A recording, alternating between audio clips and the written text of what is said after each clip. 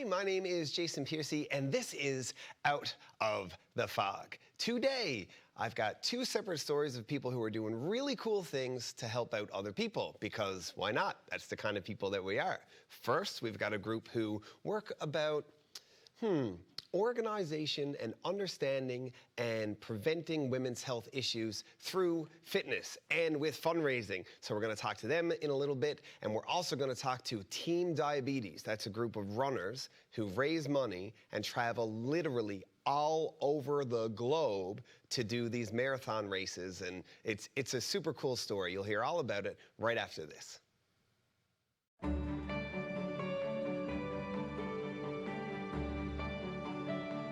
You're watching Rogers TV, St. John's. It was our 35th anniversary. To celebrate, we were on our way to Mama Rosie's, where we had our first date. That's when we heard coming from the radio. So we stopped and listened. It helped us get to safety.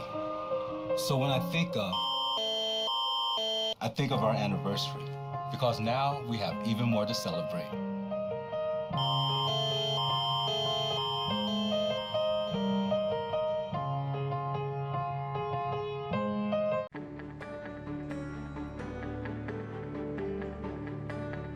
You're watching Rogers TV, St. John's.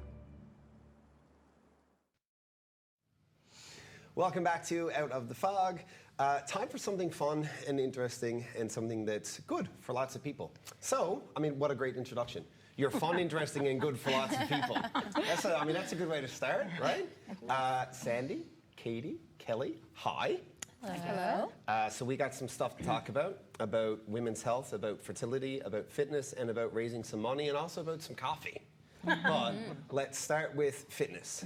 Your business, EmpowHer, correct? It's correct. That's Yeah. correct. Yes. So you cater to only a certain demographic. Yes. Only women. Women only. Thus the name EmpowHer. Started in 2014 when I noticed there was a gap in fitness for women's only, and I'm down in the East End. Cater from people. I think my youngest client is 22, and my oldest is 74. Wow. All fitness levels. Yeah. We have fun. We work hard. Good. Safe environment to come and work out. I bet you I could not keep up. I can 100% guarantee you could not. But come and give it a try. Come and give it a try. We'll see. Maybe we'll get a camera guy to come out sometime and watch you beat the crap out of me. And I would love that. Yeah, Then I we'll bet call you him would. Empower Him. Yeah, right. Or try to. Or try to.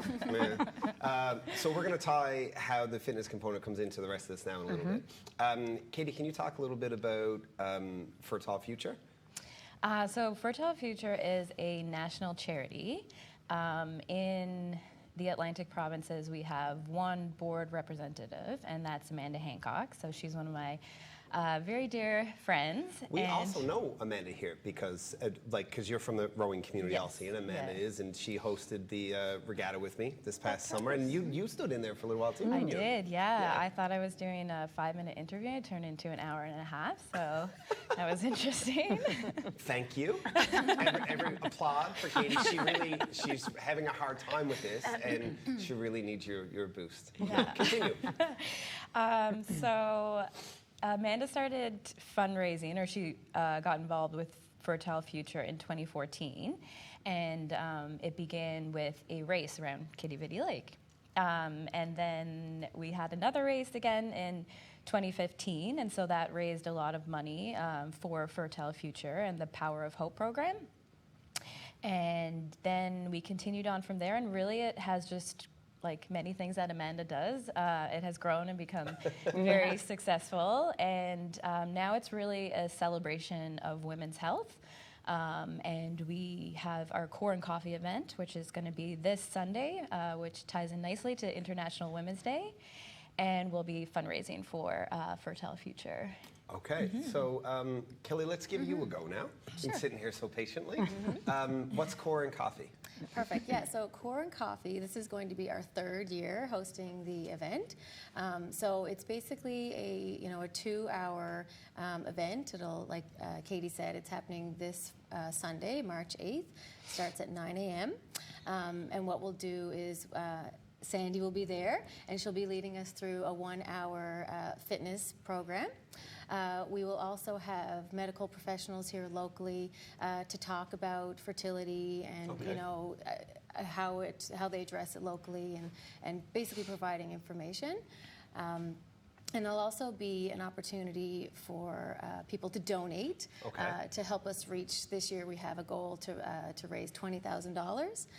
From this one That's function? right. So, Wow. so to put it in context, since 2014, when we started with the first fundraiser for Fertile Future, we've been able to pass along $17,000 of funds. So from 2014 to now in 2020, we set a goal of a total of $20,000. Amazing. Yeah. So where does that money go? You mentioned Katie, I forget exactly what it was called, the Program of Hope or something. Yeah. What does that do? So that is a program that funds individuals who have been diagnosed with cancer, so male or female, in their reproductive years, and it funds them to receive fertility preservation treatments. So the idea behind Fertile Future is that there are people who receive unfortunate diagnoses that miss the opportunity for having children because they didn't do any kind of fertility preservation work prior to that. And okay, I'm with you now. So the whole objective of Fertile Future is to inform and educate young cancer patients about the options that they do have. So we'll have Dr. Deanna Murphy, who is a local fertility doctor here, as well as Dr. Catherine Lang, and they'll be talking about exactly that, the options that young cancer patients have. So there's my younger sister had a lot of fertility issues with. I mean, it sounds strange to say, but she has 4 kids, but she had a lot of fertility issues because it took years and years for her first child.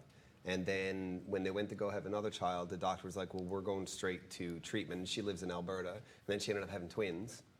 And then they told her, like, there's so much scar tissue, like, you're not going to get pregnant again. And she's like, phew, because I didn't need 3. I was going for 2. And then just naturally conceived, just the stress or the worry. So I've got personal experience, I suppose, as much as a man can in some ways, but I don't think people realize how common and how sort of rampant and how difficult it can be for somebody who goes through fertility struggles. Yeah, definitely. Myself and Sandy are actually a part of a MUN research program that looks at the impact of exercise on infertility. So we work with Dr. Deanna Murphy's patients who experience infertility related issues. And Sandy, actually, if you want to talk about your program. Yeah, I several years ago, so Deanna is actually in my boot camp. Okay. And she loved it so much, she thought it'd be perfect for her fertility patients. And so we did a sort of, I wouldn't say pilot study, but we did a little program a few years ago, and we had a small group of women come in. We did a private group for them, exercise, met twice a week or 3 times a week. And out of that, we had 2 babies that were born afterwards. And one is our little star, little Summer, who we didn't think her mom, Melissa, would ever be able to have a child. And Holy cow. Little Summer is now 2 years old, 3 years old. Yeah. Yeah, it's pretty amazing. It's pretty special. That is amazing. It's so amazing, in fact, that I wish I had known it before I started asking the questions, because I would have worked up this really cool delivery or something about the whole thing. So yeah, it's pretty exciting. What on the 8th, when you do the corn coffee, I mean, what do you, I guess it's a I like how you call it a celebration of women's health and fundraiser. I like that. And there's also going to be a lot of calories burned and some sweat, hey? Oh, yeah. Yep. So you're really going to put them through the ringer? Well, I'm known for my tough workouts. Originally, when I started this, it was just, it is a core workout for 45 minutes, and it is tough. I might have a little surprise up my sleeve for this workout this time, a little bit more movement, a little bit more of a choreography, a little warm up. so I'm excited. Kelly, are you going to partake? Oh, definitely. And, Yeah. and being a past participant myself, I can definitely attest to the challenge. Yeah, the challenge that it is. But it's fantastic. I mean, everybody, leaves the event feeling much better than, So you've been a part of organizing it. How much work goes into putting this together every year? For sure, yeah. So, it's definitely a group effort, along with these ladies and Amanda as well. We've been really fortunate to have a lot of great sponsors come on board to help us.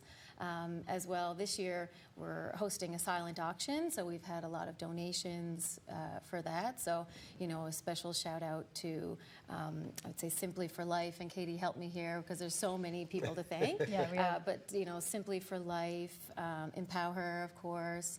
Rocket donated the Rocket space. Bakery. They're incredible. Yeah. Rogers Television. Rogers Television. Yeah. Jason Piercey specifically. Yeah. Yeah, so it's great to do a fundraiser in Newfoundland because Yeah. I just find the whole community comes together. So we have a big list of sponsors that make this event I wish possible. I had thought of, Amanda's so close to us here at Rogers that when she reached out and said, hey, can we talk about this? I was like all in because her and I get along really well anyway. If I thought a little better about it. Like I would have went down and done the class, and we could have filmed, It's not even too late. live It's streamed not too it. late, Jason. No, It's not I too said late. it's too late. Anyway, I'm really glad that you came here. Before we say goodbye, where can people go to sign up, to register? Are you full? Like, do we want more people? So we have a Facebook event created that's called Corn Coffee, a celebration of women's health. And that kind of gives all the details of the event, and we have lots of speakers that we didn't even talk about, but all related to women's health. That's going to be great. And there is a link for an Eventbrite, so it's all free. Okay. So it's a free event. We request a donation of whatever you can provide, and then there'll be coffee and treats provided there. Amazing. And obviously Sandy's intense workout. So it should And be. just because it's called a celebration of women's health doesn't mean it's just for women. We had several men in the audience last year, and it was even more exciting to kick their butts. Yeah. Jason, you need to come on Sunday. Listen, I see why you call it EmpowHer. Oh, I get it because I am afraid right now. No, I'm teasing. You're all wonderful. You're all lovely. What you're doing is great. Thank you very much for coming out, and we'll be right back after this. All right, girls.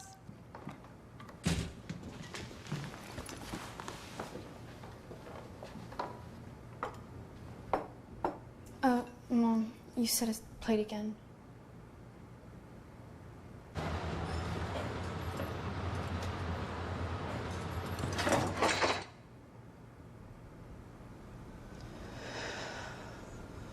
Workplace injuries hurt the most at home.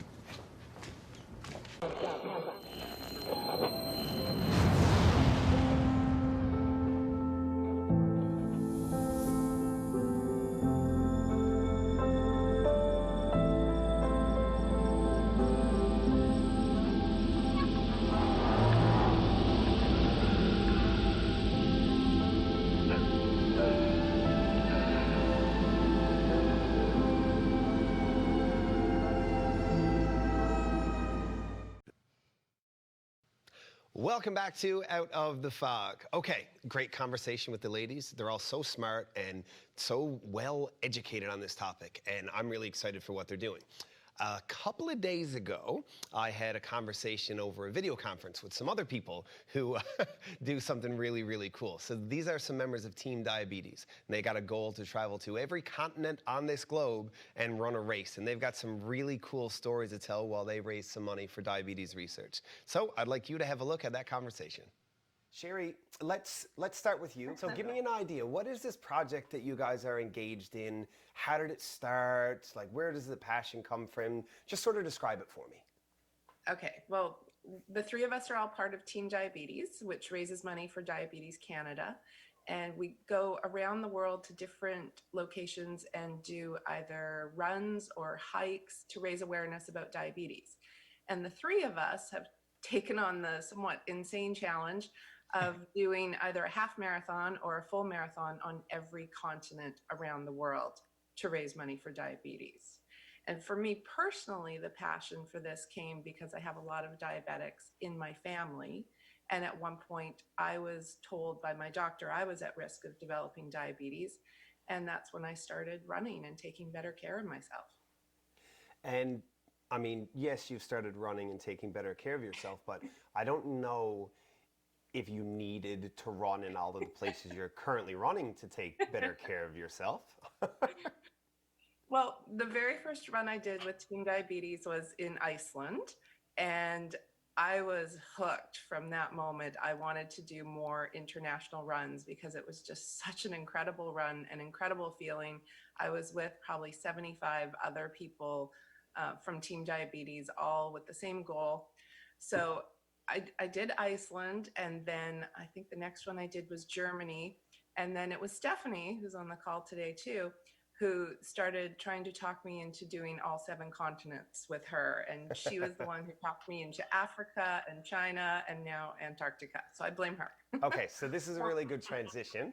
Stephanie, let's talk a little bit about why you would wrangle somebody into that. That just seems so unnecessary. Exactly what Sheri says. I mean, gosh, once you know, it's not dirty, rotten scoundrels that sign up to raise money for charity. And, you know, anyone I've met from Team Diabetes have been like just amazing people. So it's pretty easy to want to just keep hanging out with them. So Stephanie, how big an organization is Team Diabetes? gosh, I'm not even sure what the alumni number is. I can look it up right now. You keep going. Okay, quick, do it. Thanks, Mark. There's about, yeah, so just keep going. Sorry, I'm on it. Because I know for Rome, I did Rome in 2013 and we were well over 100 just for that event. Sheri said Iceland was 75. So, you know. It's a lot of people who've been involved over the years, that's for sure.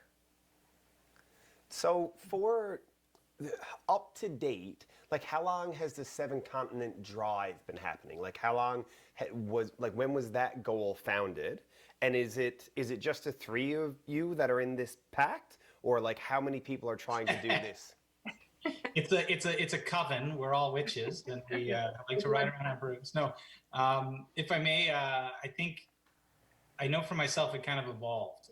I started this thing back in 2012 with my first marathon in Rio de Janeiro, and I was over the moon that I even got one. Like I never dreamed that I would even get that one sponsored, because you had to raise, I don't know, at the time I think it was about $6,000, and it's gone up because of the costs. But I think as I started to move around, and I also saw others, and you hear about other people, like there's a guy named Harry and another lady named Bonnie, and they had raised 100,000 and they got this award in Munich in 2015, I think, where I met several people on the journey, and it made me want to raise 100,000.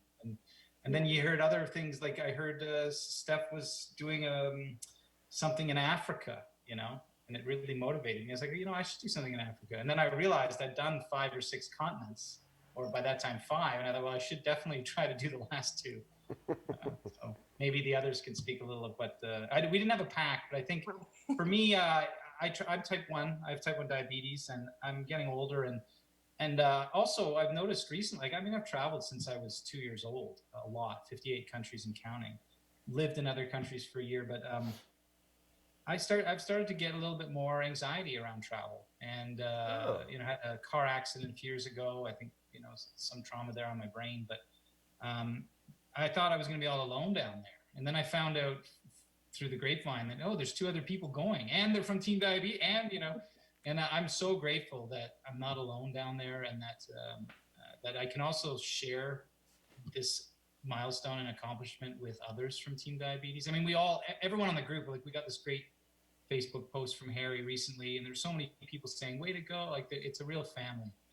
But it's particularly gratifying to physically meet with the other people who you may have had a phone conversation with. Yeah. Facebook about, and to meet them and learn more from them, because they're, as Stephanie said, they're dirty, rotten scoundrels, and I love them.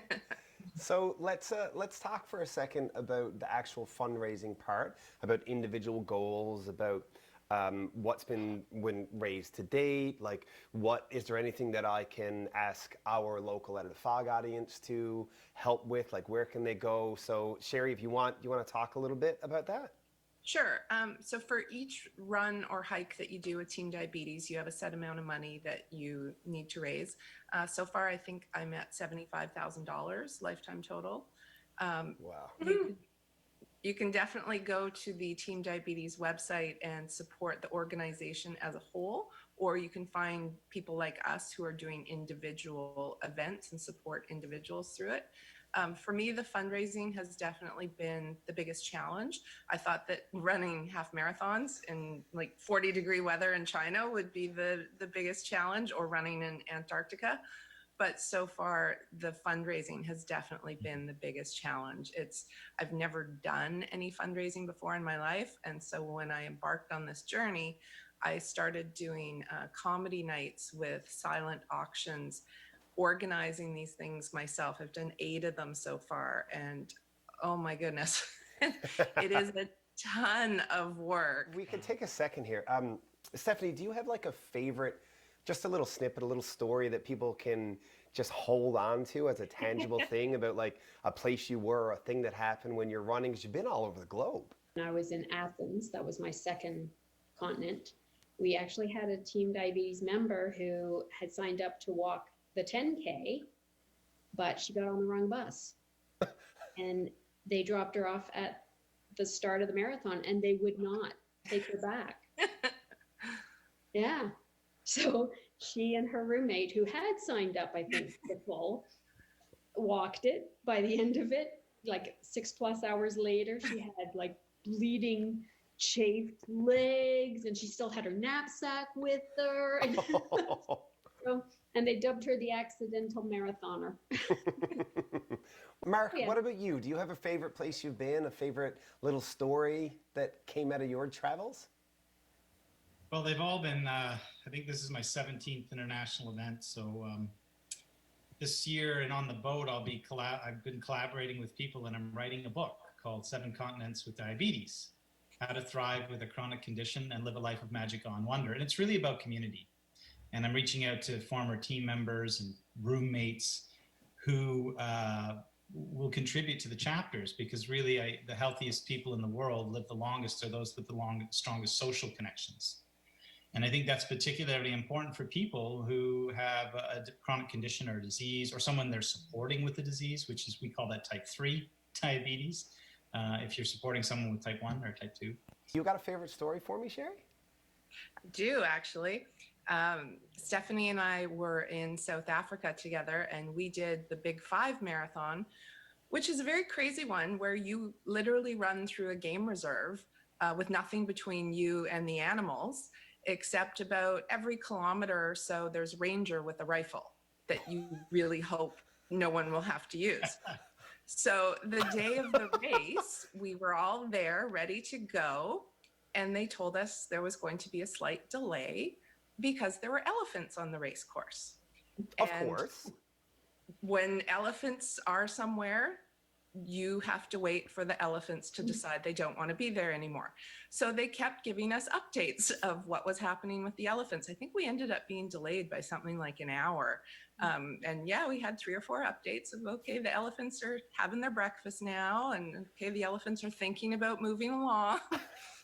And of course, we were starting to get worried, because you have to run in the daylight there, because if you run after dark, you are definitely prey. If you run in the daylight, you might be prey. After dark, you're definitely prey. You better be able to run really fast. Exactly. You don't have to be the fastest. You just have to be faster than someone.